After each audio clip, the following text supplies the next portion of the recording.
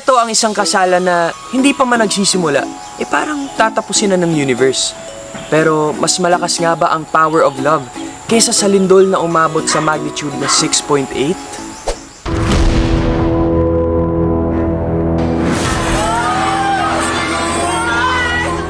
Nobyembre 17, 2023, Biyernes. Niyanig ng magnitude 6.8 na lindol ang Municipality of Sarangani, Davao Occidental. Pinakanaramdaman ang lindol sa bayan ng Glan, Sarangani Province kung saan naitala ang intensity 7 ng paggalaw ng lupa. Hindi ito malilimutan ng mag-asawang si Karin at Jack. Ito kasi ang araw ng kanilang kasal. Kasi simula palang maglakad ni Karin at Jack noon nang biglang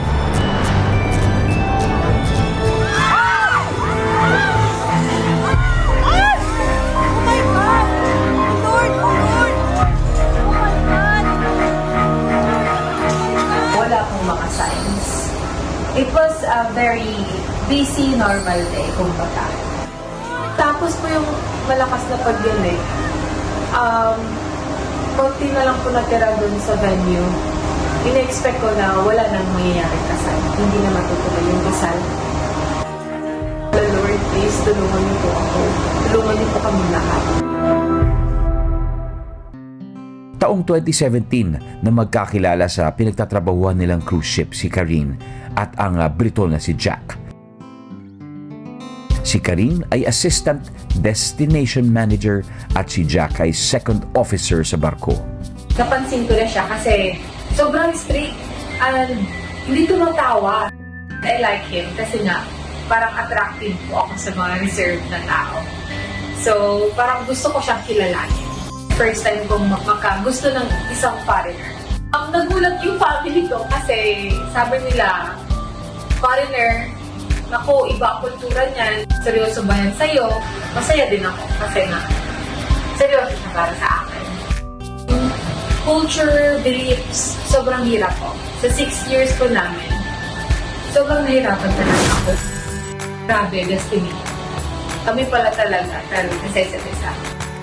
Taong 2022 nang mag-propose si Jack. Kanilang kasal, memorable ang araw na yun dahil sa pagsubok ng inang kalikasan.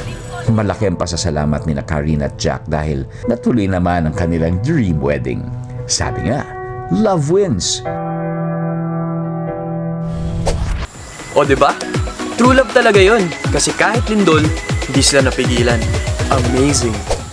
Kaya sa mga kapuso nating on the go, tutukan nyo ang live stream ng ating programa sa official accounts ng GMA Network, pati na rin sa YouTube at Facebook. At mag-comment din kayo sa ating mga kwentong amazing.